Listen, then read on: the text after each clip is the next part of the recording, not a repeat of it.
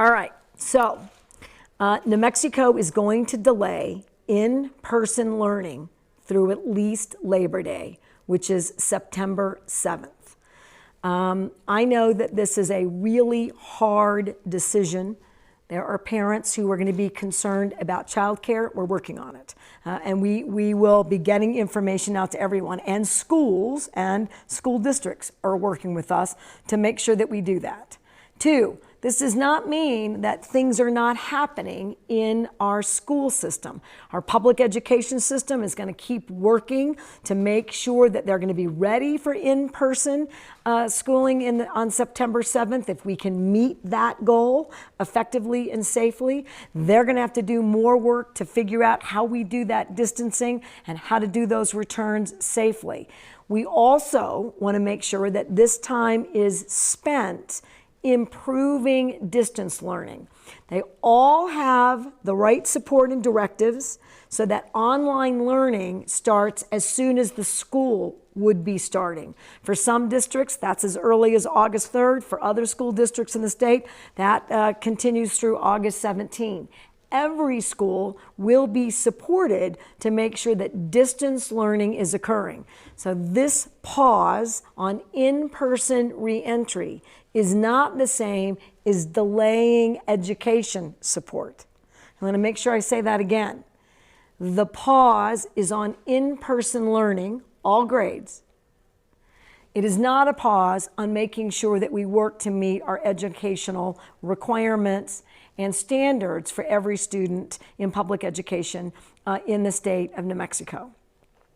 I want to also point out that prior to this decision, remember that the state has a statewide funding effort and a funding formula. We do statewide accountability. We set statewide policies and guidelines, but schools are a locally controlled environment.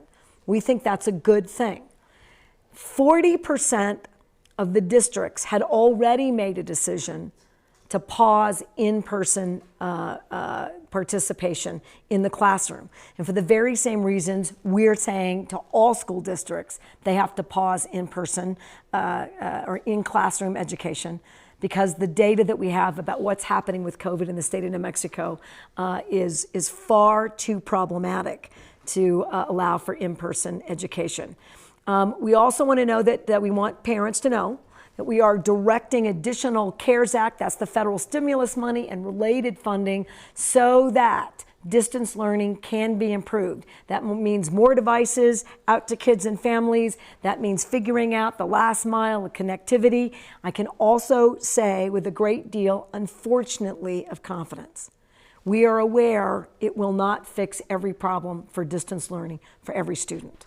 We are going to do our very best to do professional development, improve our techniques, improve access, and do a much better job because we've got this time to really get it right so that we are not missing anything for distance learning and getting ready for in-person learning. Next slide. So here's the next steps. So our target, which I just said, is September 7th. That's the day after Labor Day. We're going to then go back to the phased-in model. So it's a hybrid model. We start by bringing in smaller groups of students. They return to campus, and we want to make sure that in order to maintain an in-person school environment, our next step and goal is to bring the K-5 students back first. So the effort today is that after Labor Day, we bring in our youngest students first. Now, why would we do that? Well, the youngest students have the most difficult time getting the most out of distance learning, all right? So that's an evidence-based situation that we know we need to deal with.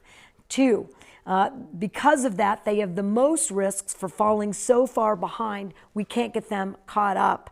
And 3rd, it's an incredible group to begin to work on, because they're the toughest group on some of the public health practices that we have to get right. So it allows us to focus on all of those issues all at the same time.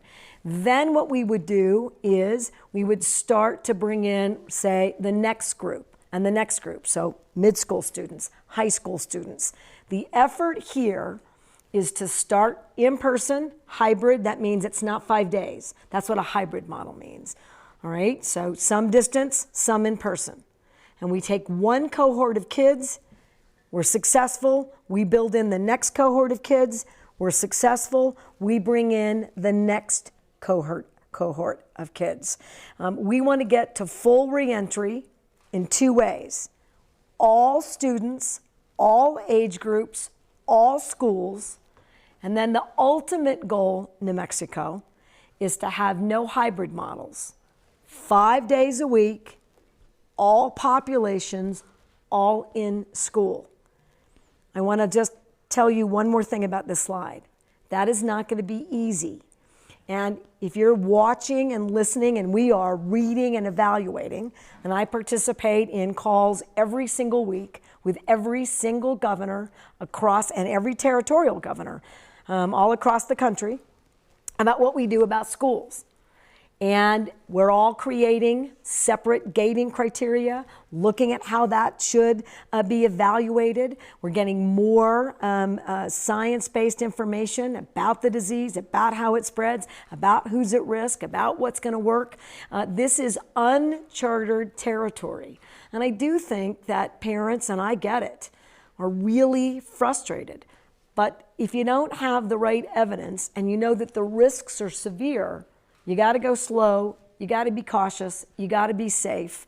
And what we do know is that countries that successfully got their kids into an in-classroom had a rate of infection, which is in our gating criteria, below 1, all right, and also had a prevalence or positivity rate that was sustainable and low. And remember, when New Mexico was doing really well, we were at about a 3%.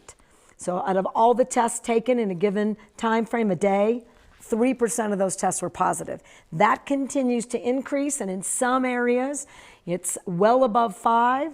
In some, it's creeping up close to 5. These are bad signs, not good. And so the successful places in the country who got hit with the virus earlier, we can see from their experience what worked, what didn't work. That's useful to us. And states are also going to learn from each other.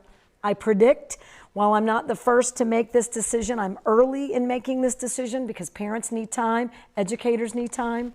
I predict that many more will follow with this decision, because what's going on around the country is the United States has 4% of the world's population. We have well more now than 26% of the cases, and as you can see, the mortality rates are increasing. This is a national tragedy, and it's all related to the fact that we don't have a federal national strategy. And so states are left to their own, and too many Americans are traveling too often between states, and that's creating huge issues. Next slide. All right, so we are not going to abandon, and I don't want to candy coat this. We know that there are challenges and that we need to do a better job. So I'm committed to that, made it very clear to our public education department. And you can see today when we're not looking at slides, and you see all the people up here, every cabinet member has a responsibility to make sure that we protect New Mexico families and support them to the highest degree. So we're going to keep unequivocally supporting students and families. So here's an example of that. While there be basically no in-person schooling until after Labor Day, here's one exception. Schools can serve students with special needs in person or small groups or in one-on-one settings. This is another group of students who are not getting what they need, and they need both emotional and physical healthcare supports that were being delivered to them in a school setting. So if they can't come back to school, all of that is being minimized. So this is a group that we believe we can safely serve and we can meet those needs, and that if we don't do it in a school setting, we are minimizing potential and abdicating our responsibility in ways we are refusing to do. So that's one exception, and we're going to be working with all of those students and their families and the school districts to put this together in short order. Schools can also serve small groups of K through 3 students, so kindergarten to 3rd grade, in person. If we can figure that out, and schools are going to work with us of no more than 5 students per teacher, because we're doing that effectively in our early childhood programs, then we can do that. And we are asking school districts for this exception to prioritize students who are most in need of learning support. Why would we have any exceptions? Small, so they can be socially distanced. We don't bring back all the educators at once. We focus on the hardest hit and the most difficult to adequately serve students. And we do that in groups that already meet the groups in the public health order. And what else am I doing? I already have data from early childhood and childcare centers that shows that we're doing it right there. So now we're going to apply it to public education. I'm using data, science, and effective techniques to keep educators and our students safe, and to meet their needs. All right, so the public education department and the early childhood education department are collaborating. We've already stood up many more child care centers. We know we need to do even more, and we're working diligently to make sure that where we can use federal money, that we can boost the amount of child care support to New Mexico families so that their needs are being met while they have job and economic uncertainty in the country and in the state of New Mexico. And higher education, colleges and universities are also deploying online and remote learning across their campuses this fall. And so I want to thank them for continuing to follow our public health guidance and orders to their highest degree. They do have some in-person, in-classroom settings that they have to meet, and they'll be meeting all of our organization and business public health order requirements for in-person services. Next slide. All right, so here's the guiding principles. We are prioritizing the health and safety of our students, their staff, and our communities. We're going to maximize the number of safe, in-person learning opportunities. Talked about that in the prior slide. We are making decisions based on science and data. And why am I saying that? Because in this country, because we don't have a federal effort here that's cohesive, smart, and science-based, we are politicizing public health. These are not political decisions. These are public health decisions. All districts and charter schools need to offer an online-only option, so we're going to make sure that that is occurring. And no schools can disenroll students, no matter where we are in this process, if they choose only an online option. I want to point out that 85% of educators in the state don't feel it's safe to go back to work. I also want to point out that about 40% plus, it's growing, of parents don't believe it's safe for their kids to go back. So we are also making sure that we're creating a proven environment so that they believe it's safe. A couple of things that are not on this slide that I just want to remind New Mexicans about. I've seen a lot of really negative chatter about educators and public education staff.